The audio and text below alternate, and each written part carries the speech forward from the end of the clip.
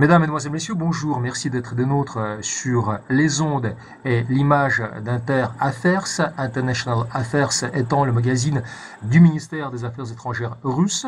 Je suis Alexandre Artamonov, observateur politique en international, et j'ai l'honneur, l'immense honneur, je dirais même, de vous présenter Olivier Renaud, qui est journaliste d'investigation, qui est français, mais qui a aussi sa culture allemande, aussi bonne que sa culture française. Il est aussi franco-allemand, je crois. C'est bien cela, Olivier, non? Est-ce que je me trompe?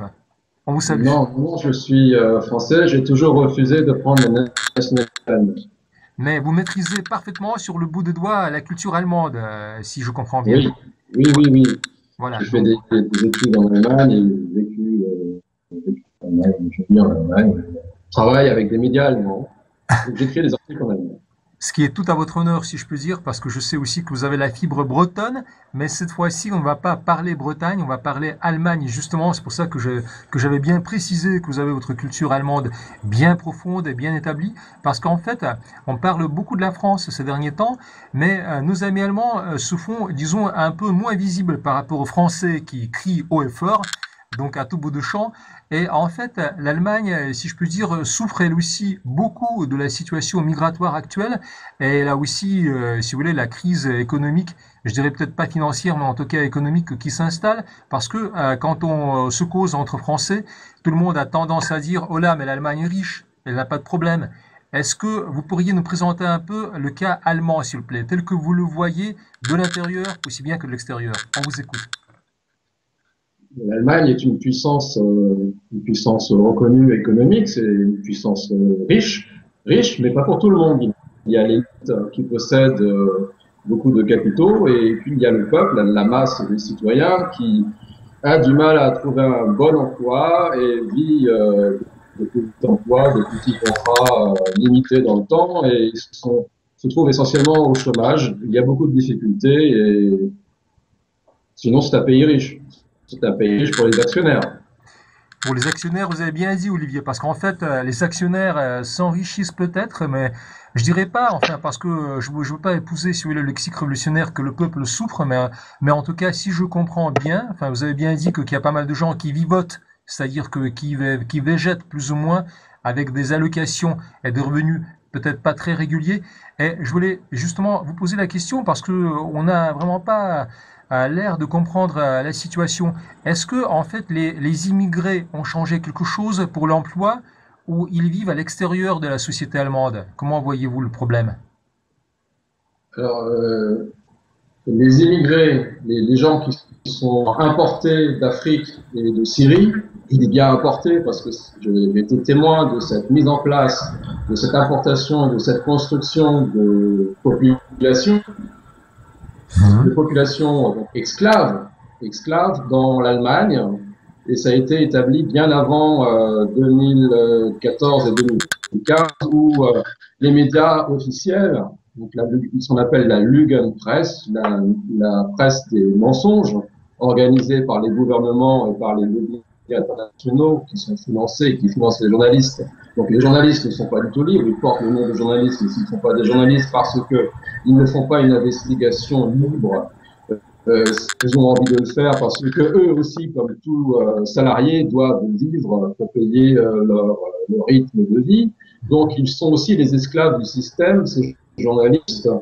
Et donc, ces gens qui sont vraiment importés, qui sont importés par l'Allemagne, même par les structures militaires comme la Bundeswehr, parce que la Bundeswehr a mis en place par rotation 2 navires en Méditerranée pour aider les migrants à venir en Allemagne, pour aussi protéger les ONG qui font le trafic illégal d'êtres humains. Donc, on a affaire à un trafic illégal d'êtres humains par la Méditerranée, par la mer ou via la Turquie, quand la Turquie a accepté de collaborer avec Berlin contre des échanges de millions pour faire transiter les populations de Syrie et d'Irak via les camps de l'ONU, de l'UNHCR, l'organisation des migrants de l'ONU, pour apporter via la Grèce et la route des Balkans, via l'Autriche, en Allemagne, la population migrante. Donc depuis 2006, je certifie qu'en 2006, j'ai assisté par hasard à une conférence à Berlin dans une petite pièce avec l'ancien président de la République fédérale, de l'organisation, de la mise en place de l'importation de populations. À ce moment-là, je me posais des questions, je me disais qu'est-ce qui se passe en Allemagne? Ils sont en train de dire qu'il faut importer des populations et surtout des enfants, faire venir les enfants en masse, on pourra les germaniser et les parents, on les fait venir, mais on les jette après ou alors on fait venir simplement les enfants sans les parents. Donc il y a une grande infrastructure qui a été mise en place au niveau de la médiatisation par le biais de ces médias manipulés et de cette presse qui n'est pas du tout libre, parce que les journalistes ne vont pas sur le terrain vérifier ce qui se passe, ça coûte de l'argent, et puis c'est très dangereux. Un journaliste qui fait de l'investigation sur des questions migratoires sur la Turquie, les zones de guerre en Syrie, il va dans une zone dangereuse, où il peut se faire massacrer par des gens, des agents qui travaillent pour les comptes de services secrets, qui portent l'uniforme du djihadiste, et les médias officiels vont dire aux journalistes, ça fait une enquête sur le trafic d'enfants en Syrie, dans un camp de migrants, et des djihadistes l'ont chopé, ils l'ont coupé la tête, en fait, c'est tellement pas des djihadistes, puisque personne ne peut vérifier sur place qui est qui. Donc depuis 2006, j'ai bien vu, j'ai assisté à cette conférence où il a été qu'il faut importer des gens, des enfants en masse en Allemagne. Je comprenais rien. À ce moment-là, je travaillais sur le travail d'exploitation des enfants par les Jugendamt. Hein, donc le temps des enfants, le rapt des enfants sur lequel j'ai enquêté de longues années, durant 10 ans sur le terrain, en allant voir les tribunaux dans toute l'Allemagne, Munich, à Hambourg, à Berlin, en suivant des cas concrets de parents dont les enfants ont été arrachés par violence par l'organisation Jugendamt avec l'organisation de la police. Et j'ai fait exprès de choisir des parents qui n'étaient pas alcooliques, qui travaillaient toujours, donc qui n'étaient pas considérés d'une manière, par les faits, hors la loi, ne circulant pas à la rue, et des gens stables et solides. Parce que les autres personnes, c'était impossible de les avoir devant la caméra. On avait toujours tout de suite une personne alcoolique détruite psychologiquement et matériellement, donc ça ne pouvait pas aider à accumuler les faits contre le système qui est en place de rapt des enfants et d'un rapt d'enfants immense. Et donc, j'ai découvert cette mise en place de l'importation de populations d'Afrique, donc de Syrie. Les politiques utilisent des codes entre eux, donc des codes secrets, donc c'est très difficile lorsqu'on est journaliste d'avoir accès à ces sources parce que ça a lieu dans des endroits qui sont fermés, qui ne sont pas divulgués. Donc j'ai assisté à cette conférence par hasard, je rentrais dedans. C'était organisé par la fondation Bertelsmann à l'époque. Donc ces migrants-là, ce sont des esclaves, des gens qui vont servir de produits finis pour l'Allemagne. D'un côté, la communication nous fait croire qu'il s'agit d'une aide humanitaire, et ce n'est pas une aide humanitaire, c'est une volonté de l'Allemagne. D'après ce que je comprends, je reste toujours sur cette analyse, c'est que l'Allemagne est en train de relancer sa guerre qu'elle n'a jamais terminée, parce que les accords après 1945 n'ont jamais signé la fin de la guerre avec l'Allemagne. Donc là, pour moi, la guerre, ce qui est évident, elle a continué après l'occupation de l'Union soviétique et l'occupation des Alliés, une guerre économique. Elle a changé de support, une volonté de domination. Donc elle s'est reposée sur l'économie. Donc elle a réussi avec son économie à prendre du pouvoir. Et maintenant, elle passe au niveau politique et utilise, donc, selon mon analyse, l'OTAN, l'ONU, l'Union européenne et les instances du Parlement européen pour coloniser l'Europe centrale. Ce que l'on voit avec l'implication très importante de la Bundeswehr dans les pays baltes, où la Bundeswehr a obtenu, après la conférence de l'OTAN en juillet dernier, qui a eu lieu à Varsovie, un commandement militaire pour tous les soldats de l'OTAN qui se trouvent en zone baltique. Et en plus, la Bundeswehr a obtenu un commandement général, donc ce quartier général en Lituanie, qui est juste à côté de l'enclave russe de Kaliningrad. Et j'observe par l'intermédiaire de contacts plutôt nationalistes en Allemagne, qu'il y a une forte volonté de récupérer l'enclave de Kaliningrad pour la réintégrer dans l'Allemagne nouvelle. Nous avons actuellement une nouvelle Allemagne qui se montre très orgueilleuse et qui veut récupérer les anciens territoires qui ont été perdus après la Seconde Guerre mondiale. Et justement, Olivier, j'ai une question à vous poser là-dessus parce qu'en fait, en parlant de cette nouvelle vision qui est en fait une renaissance plus ou moins de l'ancienne vision de l'Allemagne, je dirais peut-être même prussienne, compte tenu du fait que la région de Königsberg, qui est l'ancien nom de Kaliningrad, est une région de la Prusse orientale. Eh bien, donc, il y a aussi la question de la ligne Oder-Neisse. Et j'ai été fort surpris d'apprendre ce matin, et on est donc le 23 août 2017, que les Polonais voudraient réclamer encore des sous aux Allemands.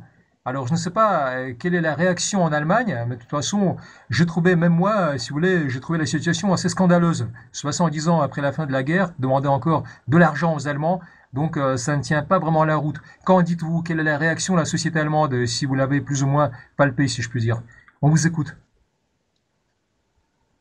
En général, la population allemande est anti-polonaise depuis très très longtemps. Ils ont peur des Polonais. Ils sont assez racistes vis-à-vis de ce peuple.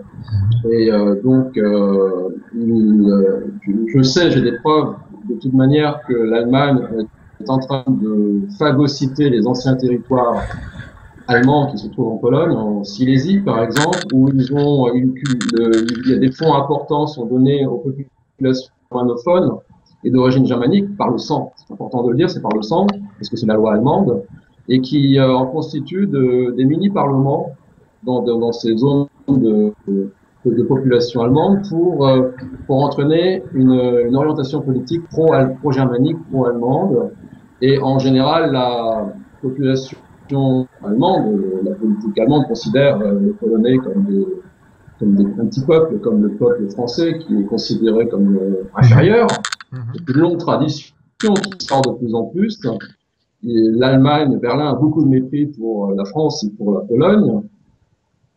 Et donc, ils ne veulent pas payer les dettes que réclame la Pologne pour la guerre. Il y a une réécriture de l'histoire qui a eu lieu en Allemagne où les historiens allemands nationalistes, ils ne disent pas qu'ils sont nationalistes parce que c'est un peu ambigu à cause de la Seconde Guerre mondiale, accusent la Pologne d'avoir collaboré avec les nazis et d'avoir organisé justement les meurtres des populations juives en Pologne en disant justement, attendez, vous les Polonais, vous êtes responsables de la guerre, vous avez collaboré avec les nazis parce que Auschwitz, c'est sur votre sol et puis ce sont vos élites qui ont participé à la destruction des populations juives et aussi des Roms. Eh oui, on fait beaucoup de spéculations là-dessus d'ailleurs parce que je voulais juste faire allusion à l'affaire de Sobibor. Sobibor étant un camp de concentration transformé en complexe, je dirais, une sorte de mémorial, comme on l'appelle de nos jours, c'est-à-dire une sorte de monument donc historique pour que les peuples n'oublient pas. Mais les Polonais en font plus ou moins un commerce, en oubliant d'ailleurs les Russes, parce que lorsqu'il y a eu justement un anniversaire de la date de la fermeture de ce camp, eh bien on a oublié d'inviter les Russes, qui sont tout de même les descendants des Soviétiques, bien qu'il y ait eu justement donc une insurrection et les soldats soviétiques en ont été à la tête pour lutter contre les SS. Je dis bien les SS, je dis pas le peuple allemand parce que c'était tout de même un camp SS et il ne faut pas confondre. Et ce que je voulais également vous poser comme question, on sent, je suis moi-même donc en tant que natif de la Suisse, donc assez germanophone, donc on sent à travers la presse allemande que je lis régulièrement qu'il y a une sorte de ras-le-bol généralisé et une montée en puissance de l'AfD, donc Alternative für Deutschland. Et même, donc, on réentend maintenant la devise Deutschland über alles. Et je voulais justement vous poser la question, est-ce que c'est une sorte de réaction de rejet des temps modernes, de la modernité imposée à l'Allemagne, ou autre chose? Une question peut-être un peu programmée, je ne sais pas de canaliser. mais je vous donne aussi mon sentiment. Je n'ai pas vraiment le sentiment de me trouver devant les gens qui se sentent nazis, mais plutôt devant une sorte de protestation lorsque je vois donc cet entichement, cet amour d'Alternative für Deutschland. Qu'en dites-vous, Olivier? On vous écoute.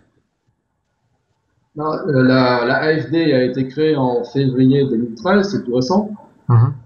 Ce qui est intéressant, c'est que l'AfD a été créée juste avant l'Euromaïdan. Ça a commencé en novembre 2013, l'Euromaïdan qui s'est étalé jusqu'en février 2014. Oui. Si je me trompe pas. Et je me pose des questions sur la création de l'AfD, parce que l'AfD, finalement, ça a été créé par un ancien de la CDU, qui est Alexander Goland. Tout à fait, oui. Qui est de la CDU depuis plusieurs décennies, depuis 1973, je crois. J'écris des notes, mais j'arrive pas à retrouver là. Et subitement, il a participé à la création de ce nouveau parti. Et justement, il y a des dates qui correspondent bizarrement avec des événements historiques comme la destruction de la Libye vers 2011, vers la mise en place des mouvements en Allemagne qui s'appelaient les Montagsdemonstrationen, les manifestations du lundi. Alors subitement, par les médias officiels, on découvre que l'Allemagne est très démocratique, le peuple se met à aller dans la rue pour bizarrement manifester contre la guerre, la volonté de guerre dans le monde. Et après, on a l'Euromaïdan, donc les manifestations du lundi vont protester contre la volonté de guerre contre la Russie. Et d'un autre côté, on découvre qu'officiellement, Berlin, le gouvernement avec la Deutsche Bank, le monde de la finance, soutient Poroshenko. Par exemple, la fondation de Adenauer Stiftung, c'est elle qui a financé la création du parti Udar, qui s'est installé à Kiev et qui a mis en place le fameux boxeur comme maire de Kiev. Donc il y a une différence entre le discours par le biais, le prisme des médias officiels de la Union de presse qui disent aux gens, au monde comme en France, que nous sommes l'Allemagne respectueuse des libertés du monde de la démocratie. Notre peuple d'ailleurs réagit tous les lundis contre la guerre, contre la violence dans le monde et contre la guerre contre la Russie. Mais d'un autre côté, l'Allemagne, avec la finance, soutient la guerre contre la Russie et les annexions dramatiques, le meurtre contre les populations autochtones du Donbass. Ce sont des crimes de guerre, mais personne en Allemagne ne dénonce réellement cette situation. Il y a deux langages. Et on trouve toujours cet esprit du côté de l'Allemagne. Il y a toujours une ambivalence. C'est le domaine de la psychiatrie, de la psychologie, l'Allemagne. Pour comprendre l'Allemagne, il faut faire un peu de psychologie et d'anthropologie. C'est un domaine qui ressemble un peu à de la science-fiction, qui est très bizarre, mais c'est très intéressant de voir ce qui se passe. D'accord. Merci beaucoup de cette réaction, Olivier, parce que là, le temps nous est compté, bien malheureusement, elle est arrivée donc une chose très importante. À sa fin, mais on vous laisse encore tout de même finir votre idée. Allez-y. Là, en début de semaine, l'AfD a fait une conférence de rentrée de politique parce que nous avons les élections à Berlin en septembre. Et Gauland a dit maintenant ça suffit, il faut faire Deutschland first. Donc comme America first, c'est un peu Deutschland über alles. On n'a pas pris Deutschland über alles parce que c'est historique, mais c'est clair qu'il y a une volonté d'aller dans le nationalisme, protéger la nation allemande, l'identité, la langue, le droit allemand et puis le Lebensraum, le territoire allemand qui doit être reconnu. Bien, enfin, qui vivra verra, mais on comprend la réaction des gens. Et je voulais juste dire à tous ceux qui ont eu donc la patience de nous suivre jusqu'au bout, qu'en fait, on voulait remercier Olivier Renaud, qui est un journaliste français, journaliste d'investigation, qui a beaucoup donc enquêté sur le cas des enfants enlevés de leur domicile, enfin kidnappés, et qui a beaucoup aidé aussi les défenseurs des droits de l'homme et des enfants, et qui a aussi milité un peu pour la cause de Donbass. Eh bien, donc, on remercie Olivier Renaud d'avoir été des nôtres sur donc les ondes du magazine des affaires du ministère des Affaires étrangères de Russie, interaffairs.ru. Suivez-nous en direct. Olivier, merci beaucoup. On vous souhaite bonne continuation et à très bientôt. Merci, au revoir. À très bientôt. Merci beaucoup. Au revoir. Au revoir.